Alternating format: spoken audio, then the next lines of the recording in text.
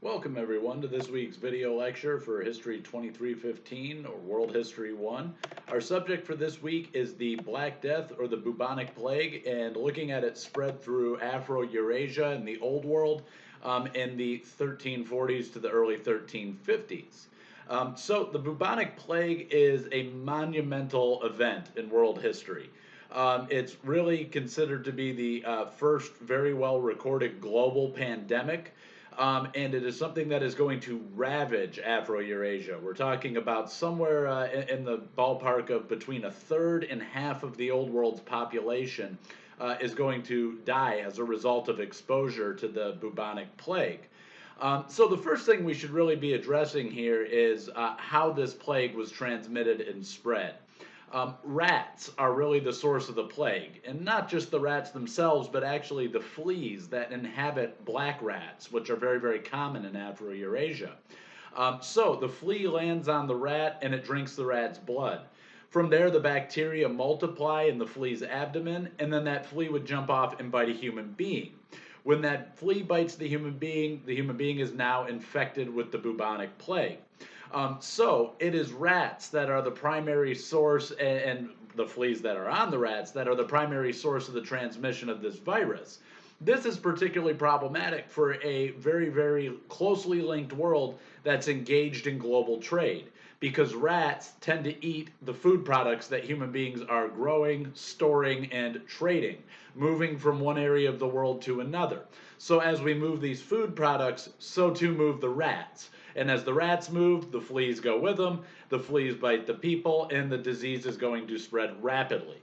So, a general overview of this, the bubonic plague is the actual name of the disease, but it colloquially, I always have trouble with that word, colloquially becomes known as the Black Death. It begins in Central Asia around 1343, and by 1347 it has reached the key trading ports of the Black Sea, basically Crimea and the Crimean region. This pandemic is responsible for an estimated 75 million to as much as 200 million deaths across Afro-Eurasia. We know that there's at least 25 million deaths in Europe alone. The disease, as I've already mentioned, is going to spread along trade routes. It's going to move across the Silk Road from Asia. It's moving by these land routes, but then when it hits the Mediterranean, the rats are also boarding ships, and it's moving by boats around the Mediterranean world.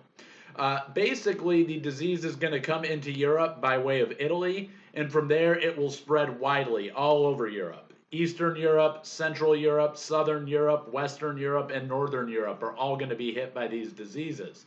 And it will kill in Europe anywhere between 30% and 60% of the population.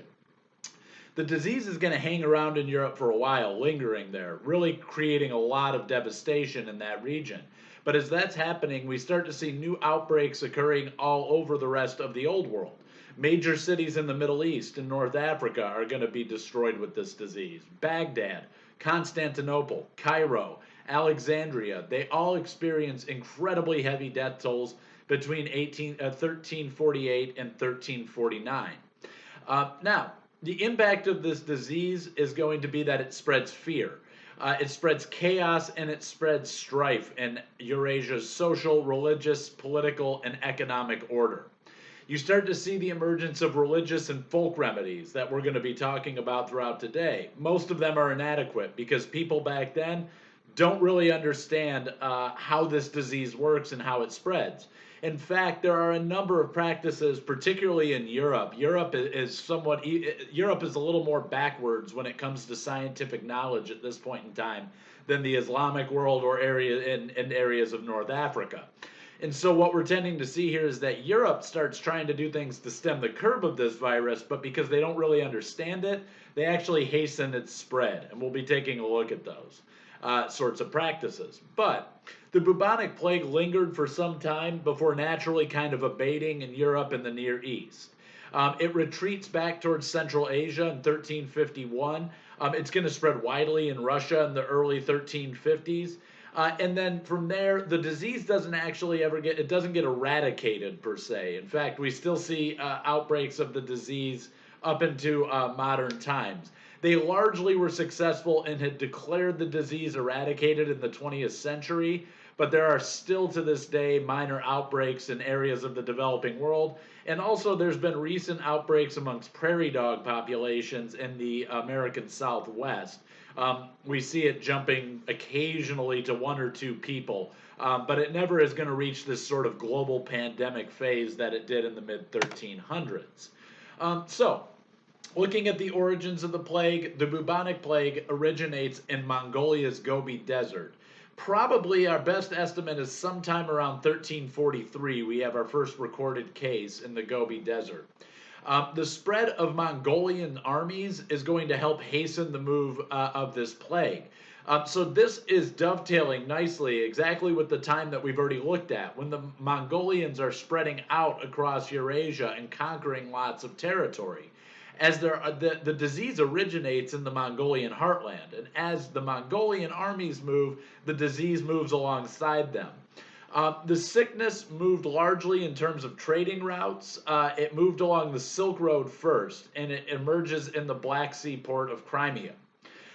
From there, the plague is, as I mentioned, going to be spread by boat, largely in the Mediterranean world. But the plague, as I mentioned, is being spread by bacteria that is carried by fleas, which live on black rats. Because the rats are following trade products, the major outbreaks of the bubonic plague or Black Death are going to happen in the commercial and trading cities and centers of the Near East and Mediterranean. These are the most fertile areas of spread. This is where the best host for this kind of virus is going to exist. And we can see the spread of it in different cities around Europe and different areas around Europe. And what you tend to see is that it's spreading, as I mentioned, in commercial centers. It hits Italy first, and Sicily is overrun. One of their major commercial centers of Sicily is going to be overrun by 1347. It comes into England by way of London, the major commercial trading center, and England is devastated by 1348. Finally, the disease, as I mentioned, at the end of its life is going to turn back eastward, and it hits the major cities of Russia around 1352. Once the bubonic plague starts to spread, it becomes a basically unstoppable force that will devastate the old world. No one knows how it spreads, no one knows why it spreads, and therefore they are completely unable to stop it. And so it's going to just become this incredibly devastating force that completely changes world history. So the virus takes different forms or comes in different phases. The first phase is the pneumonic phase, and at this point the disease is attacking largely the lungs. It's going after the human's lungs. So it might look like any other kind of respiratory virus at this point. It causes fierce coughing and sneezing fits in its pneumonic phase, and it's usually accompanied by chest pains, and it's also people tend to, at this point, alongside those chest pains, start to spit up blood. And so that's what it looks like in its earliest form. From there, it advances into what they call the septicemic phase. Here is really the rarest and deadliest phase of the disease, if you want to look at it in that case. And it's traveling all throughout the bloodstream so that the blood itself is infected with the virus. Now, black spots in the septicemic phase start to appear beneath the skin. These are what they call buboes, or buboes. And this is something that's very readily identifiable. In fact, when you hear the old English folk song, Ring Around the Rosie, they're talking about the black buboes that can be seen under the skin in the septicemic phase. That's what they're calling the ring. It tends to take a circular shape when it forms underneath the skin. In the septicemic phase, victims are generally going to choke on their own blood, and they are going to experience excruciating pain. Then there is the final and most common phase, the bubonic phase. This is where you tend to see egg-sized swellings. These are also called buboes. The neck and the armpits and the groin region generally start to form blisters. These are areas where you have basically glands that are being attacked by the virus. And the symptoms here are accompanied by headaches, weakness, nausea, and vomiting. Ultimately, there would be severe fever and delirium in this particular phase of the disease before the individual who has it experienced death. But it would be a common scene when you go anywhere in Eurasia during the spread of the bubonic plague to see mass graves, people lingering and dying out in the street with the buboes, even the black marks under the skin in the sort of septicemic phase, or the open blisters. That are in the swelling points that are generally associated with it. But you'd see victims just laying out, lingering, and dying in the streets. They would actually bring carts through the streets of many cities for people to load their dead up on. And they would then be carted out and either buried in mass graves or sometimes burned. But there are a lot of attempts to try to understand the plague. There's a lot of attempts to try to eradicate the plague. It's important to understand that people at this time didn't share our knowledge of infectious disease and disease spread, but that doesn't mean that they were non-actors or passive victims. They were making attempts to try to curb and control the spread of this virus. Europeans in particular, it's interesting to sort of focus in on what they're trying to do. The entire world is struggling to deal with this disease. In the Islamic world, they're trying folk remedies, herbs, things like that. The same with China. They're practicing bloodletting. But also these areas are a little more, as I mentioned, they're a little more advanced in terms of their scientific and medical knowledge in the 1300s. And so a lot of areas of the Islamic world where possible, and in China where possible, people tried to distance themselves from one another. And that's something that is going to be slightly more effective. If you don't have people in close contact, you generally are not going to see the spread of this plague happening as easily or as readily. But in Europe, they're a little bit more ignorant as to how and why the disease is spreading, and they really have no idea how to cure it. The Europeans are going to, when we look at their literature, and they leave us the best documentary record of what was happening with the plague there. They are going to blame infected clothing and people. They don't look to the actual source of the virus and realize that fleas are jumping on the clothing and on the people and their hair and their beards, everything like that. And they are the ones spreading the disease. So they actually blame the clothes. They would start to say, oh, it's the shirt that guy's wearing. We need to burn the shirt. Of course, that's not going to do anything to stem the spread of the virus. They would actually blame the individuals who caught it, saying, you're horrible people, this is a scourge from God, and you need to be shunned by the rest of our community. And so they really, again, they don't really understand what's going on. They're just grasping at straws. They're very desperate to come up with some sort of solution for this. Many in Europe, knowing full well what we were talking about in previous lectures with Europe's identity as being Christian, they are going to look to religion and to God. Not just as a solution to the problem, but also as the source of it. Europeans, a lot of them say that basically the plague is God's wrath, that they're not living right by God, by religion. They're not being good Christians. And because of that, they're being punished by God. God is punishing them all as sinners. And so they're going to start to feel that the plague is God's wrath being heaped upon the world. Of course, it's not. It is a disease that can now, with modern science, be easily traced and tracked.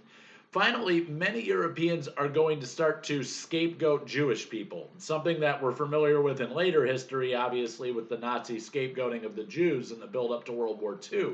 But it happens here during the plague as well. Europeans start blaming the presence of Jews in their society. And so they actually you see mass executions, burnings, exiles of Jews occurring commonly around Europe. And so, again, we know it has nothing to do with any particular subsection of Europe that's spreading this disease, but Europeans who are not Jewish, non-Jews in Europe, are going to blame the Jews for the spread of the disease. And you see some catastrophic effects to that, people being persecuted heavily, tortured, and killed as a result of European ignorance and misunderstanding of this disease. Finally, in me being a cat lover, this is one that I always have to bring out. Cats are going to be blamed for this disease. At this point in European history, cats are seen as evil. They're seen as being associated with witchcraft and, by extension, associated with the devil. And so this is how they're going to look at cats. And they actually start going through these widespread culls. People in Europe start killing off cats in huge numbers. This is stupid. And it's stupid for one particular reason. The disease is spreading by way of fleas that are hitching a ride on the backs of black rats. One of the best way to control an overrun or over rampant rat population is to have large numbers of cats who hunt and kill these rats. And so basically what Europe does is they go, well, we think it's the cats, they're evil, God doesn't like cats, the devil likes cats, witches like cats, so we'll kill all the cats. Well, they actually killed one segment of their, their society and their structure that could have helped in stemming the spread of this virus. If they had kept large numbers of cats, they would have hunted down the rats and this disease wouldn't have spread as quickly. So, despite their ignorance as to the source of this disease, Europeans are still just going to start throwing out a lot of solutions, and most of them are going to be useless or counterproductive. One thing you see commonly during this time period is the use of what they call pomanders. This is basically like a little orb with holes in it, or it could be a cylinder. It could change shapes. The shape is irrelevant. But it's basically a little container with holes. And the people would stuff good-smelling herbs, lavender, rosemary, thyme. They would put good essential oils and good-smelling oils into this thing. And they thought that by smelling this and keeping this held up to your nose, a pomander up to your nose, by smelling these good scented things, it would stop the virus from entering in through your nose. Of course, the virus is spread through the bloodstream, so that's not really going to work. But that's one of the folk remedies that Europeans turn to. Another folk remedy they go to is mixing up molasses with chopped up bits of snake. They think that this is going to help them eliminate or push off the virus. Of course, there's no real chemical or medicinal value to any of this particular folk remedy. So despite its popularity in Europe, it does nothing to stem the spread of the disease. Many Europeans simply turn back towards God at this point, and they turn towards repentance. As I mentioned, they look at this disease as a scourge, as the wrath of God being enacted upon them because they don't feel they're living right. So if that's the way you're thinking about the spread of the disease, it's natural to say, well, then we need to make right with God. I have to go to church. I have to repent. I need to go ask for forgiveness from God. And hopefully that will spare me from this plague or disease. Of course, again, when we know there's a physiological reason for its spread, we know that that particular religious remedy is not going to work. From there, the religious remedies get even weirder. We have all of these different practices. One of the things that they do is they wear hair shirts, and you're probably not familiar with this, but a hair shirt is exactly what it sounds like. It's a shirt made of coarse, disgusting, awful, itchy hair. And the point is, you put this, it's not really a shirt, it's a vest, but I guess some of them did have sleeves. They come in different variations. But this is something that people would put on themselves to make themselves suffer. They put this thing on and they itch like crazy all day long. And this itching is penance. They feel bad. They feel like they haven't acted right by God. So they put this thing on and say, look, I'm going to suffer all day long wearing this hair shirt. And that suffering should show you that I'm sorry for not acting right as a Christian. Therefore, God will spare me from the disease.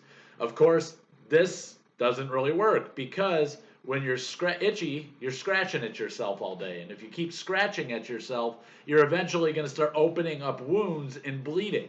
And that's exactly what happens. And so the practice of wearing these hair shirts and then ripping at yourself and scratching all day opens up blood and disease to the masses.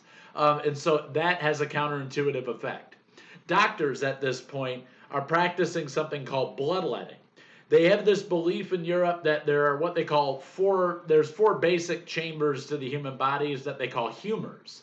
And they think that by letting the blood out of one of the humors that they can effectively drain that area of the body of the disease. So there are doctors at this point who are thinking maybe it has something to do with blood.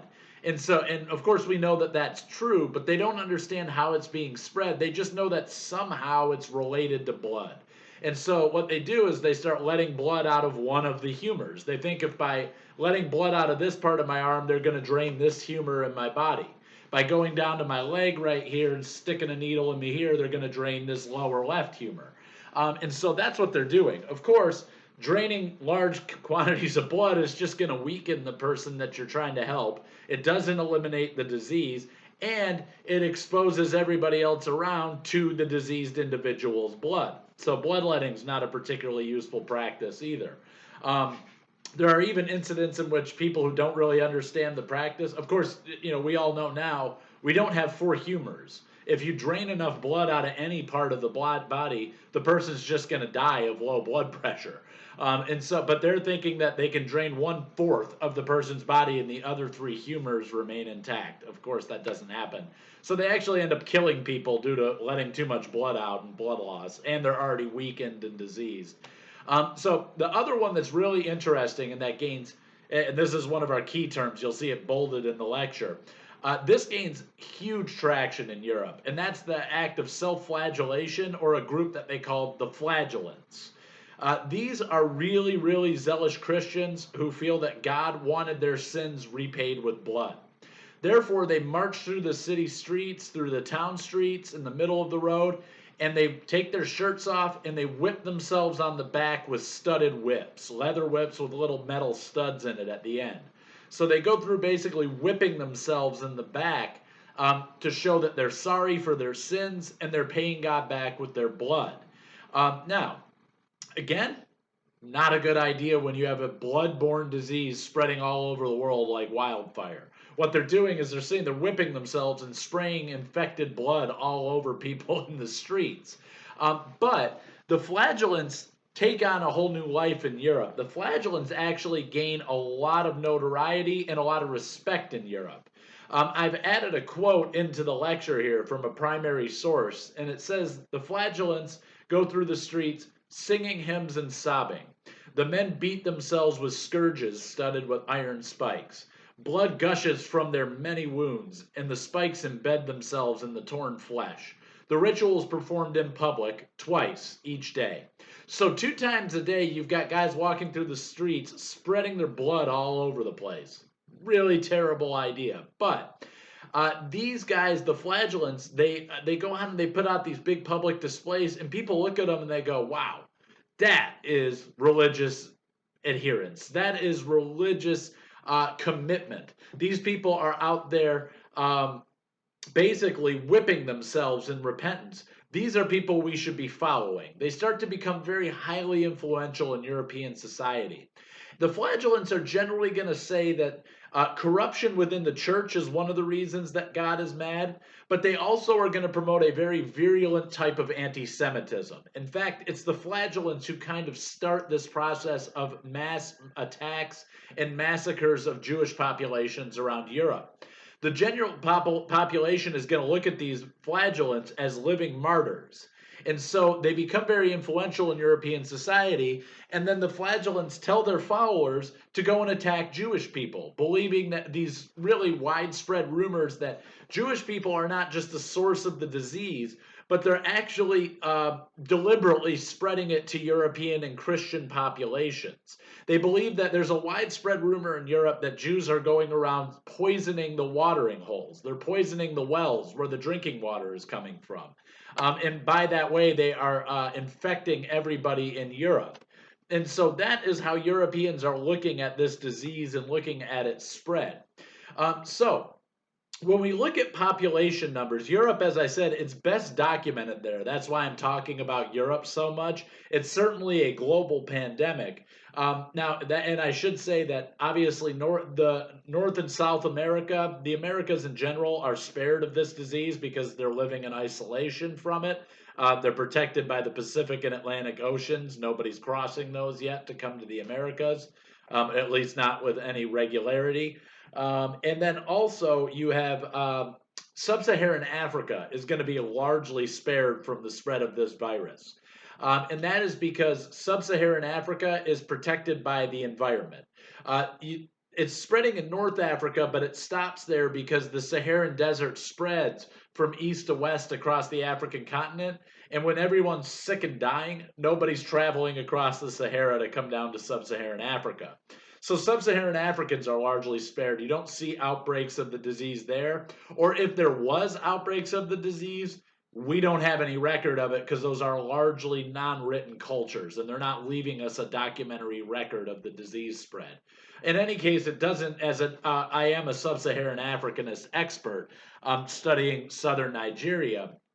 We don't have any evidence that, and even in the oral histories there, um, now as an oral historian, I'll say that it's probably too far back for us to recover anything of great value from oral history there anyway, but there would have still been some mention or record of it in sub-Saharan African cultures. Likely they would still be talking about it, in the same way that I'm sitting here right now talking to you all about it. It's a major subject in history. It stands to logic that if it had a major impact on sub-Saharan Africa, there would be some sort of collective or communal memory of the event.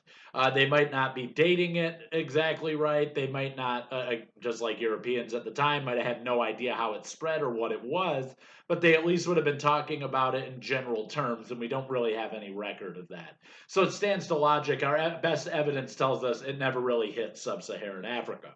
But when we look at European populations between 1000 Common Era and 1352, we see that the population's on a steady growth all the way up through the 1100s, the 1200s, all the way through the 1300s. Coming up, Europe reaches its peak population in 1347.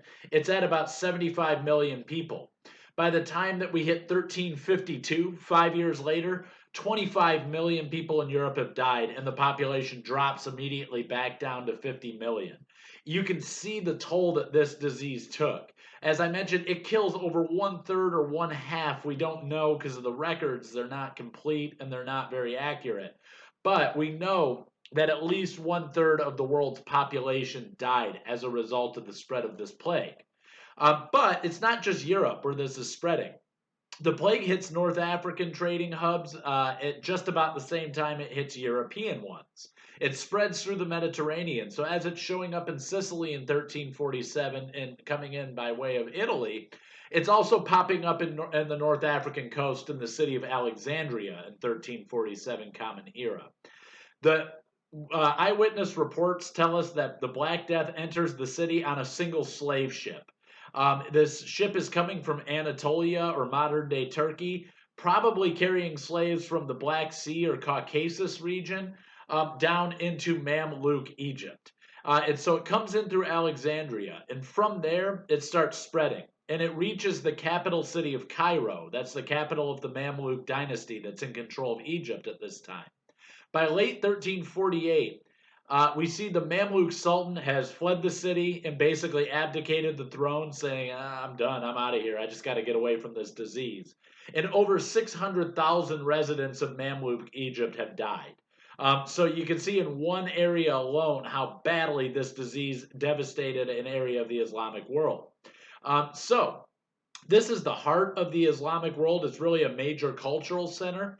And from there, the disease is going to explode outward. It starts spreading back to the east over land routes. It goes first into Aleppo and then into Damascus, where it's going to ravage those cities. From there, it spreads widely around the Islamic world, largely as a result of Muslims traveling to Mecca for the Islamic pilgrimage or the Hajj in I keep saying 18, that's my area of expertise, 1348. I apologize. So it goes in, people who are traveling into Mecca are coming in from the east where the disease is already spread, and from the west, they're coming in. And then people are coming in from the east and the south and the north. Everybody's converging on Mecca, and they're getting together for the Hajj. Well, people who are coming in from Egypt and Damascus, where it's already began to spread, they're bringing the disease with them, and they're spreading it to everybody who came for the Hajj. So they're all traveling from these far-flung communities, and they're picking up the disease, then they're traveling back home and spreading the disease along the routes that they traveled. So they're coming back and they're introducing the disease into their home communities. And so that's how the disease starts to spread really widely in the Islamic world. Thus, we see that it's going to ravage the Islamic world as well as Europe and the Islamic centers of North Africa. It even spreads down as far south as India. It starts coming in through some of the trading ports of the Indian Ocean. It spreads widely around the Delhi Sultanate that's being established in Pakistan and northern India. And it's going to spread into southern India and over to Southeast Asia as well. Although the records for that are really, really spotty. So we as historians tend not to talk too much about that. We just don't know how widely it spread, how many people it killed. The record keeping there is, again, sort of incomplete, doesn't allow us to put together a great big picture of what's happening. So, one of the last things I'm going to talk about here is an interesting turn of events with the spread of the bubonic plague or the Black Death. And that is with the spread of the disease, we are going to see it be used as the first form of biological warfare in world history. So, we look at this spread of this disease, and as I said right at the outset of the lecture, it's spreading around the old world alongside the Mongolian armies that are coming into all these areas of Eurasia and conquering territories. The bubonic plague is moving with their armies, they are spreading it. However, the Mongols, when they start to sort of see the spread of this disease amongst their ranks, they quickly realize that it doesn't necessarily need to be this big devastating thing, but that it can also be used as an effective weapon. During the siege of a city called Kaffa in 1344 and 1345, Kaffa is located in the Ukraine region. The Mongols are trying to lay siege to this well fortified city. And the Mongols are going to use the bubonic plague while it's still in its infancy as a biological weapon. The armies of Kaffa and its residents are hunkered down in the city. They're trying to survive these Mongol attacks. And the Mongol armies are actually going to start to use the bodies of plague victims to drive Kaffa residents to surrender. What they do is they load the body of dead plague victims up onto a catapult. Sometimes there's even a record of them using live plague victims. But they're going to load them into catapults and they launch their bodies over the walls of the city of Kaffa. And this leads to a horrific outbreak of the disease in the city in 1345. Italian armies, a combined number of armies from the city-states of Italy, they send 15,000 troops in 1345 to drive the Mongols away. But the Mongols regroup and return in the following years to finish what they started. And this is when they really heavily start to use this form of biological warfare, flinging the dead bodies of plague victims into the city so that the disease will spread and force them to come out of hiding. By this time, Kaffa is inundated with the disease and they're incredibly weakened. And so Kaffa would be forced to surrender to the Mongols. The Mongols, knowing that the disease is now ravaged the city and it's a giant epicenter of its spread, they burned the city down to the ground. But as I mentioned, this is the first instance of biological warfare that we have in recorded world history. So it's kind of a key development here. And it shows you that people are not just seeing the disease as a major point of devastation in the old world, but the Mongols actually see it as a weapon of warfare. So the Black Death tends to start to peter out around 1352.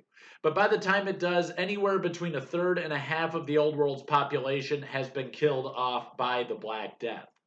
Depopulation is the widespread sort of resultant impact of this disease spread.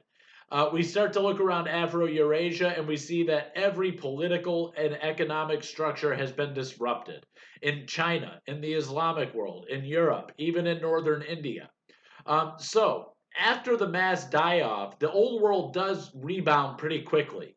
Europe repopulates incredibly quickly. And as they do, they start to shift the location of their urban centers and their trading ports a little bit closer to the Atlantic Ocean rather than in the Mediterranean. They don't abandon the Mediterranean. That's still a major hub of trade.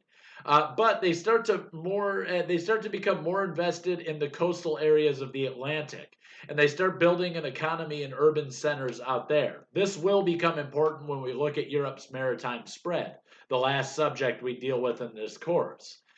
So the Islamic world is able to rebuild as well. In a lot of the areas of the Islamic world, they were resource strapped. A lot of the area is desert and they're lacking in water. And actually, the die off kind of helps those societies rebound and become more powerful than they were in the past. And the Ottoman Empire is going to kind of rebound very strongly from this because what you see is With a big portion of their society dead, there's not as much strain on the limited resources that they have. And so they start to ultimately be able to better ration things like food and water for their residents. The plague does not disappear. It kind of goes into a form of remission and dormancy, and it will continue to pop up throughout world history, but it never comes back as a global pandemic. It pops up in pockets, and because people have already experienced this and they have some sort of collective knowledge of it in global memory, they tend to isolate those communities and let the disease run its course and peter out. At which point, people are going to sort of keep this disease limited in scope of its spread. They're going to keep it isolated into little pockets around the old world. Also, what you're seeing happen here is that the people who have already been exposed to it in Afro-Eurasia, they have some level of immunity to it. It's not the death sentence that it was the first time it spread. Sporadic outbreaks, as I mentioned, continued into the 20th century. You would tend to see them popping up in areas like India or in Pakistan. You'd see it sometimes in like Burma. A lot of times it happens in, sorry, it's Myanmar now. It happens in war-torn areas. You'd see it in like Cambodia. All these different kinds of areas. You see plague kind of pop up, and then the global health community would address it, push it back down, and stem its spread. As I mentioned, even here in the 21st century, there's still a few instances of its spread, but it is never going to reach that global pandemic phase that it did in the 1300s. So that wraps up my lecture for this week. If you have any questions, comments, or concerns, feel free to reach out and drop me an email. We can always set up Zoom office hours. But that's it for this week. Take care.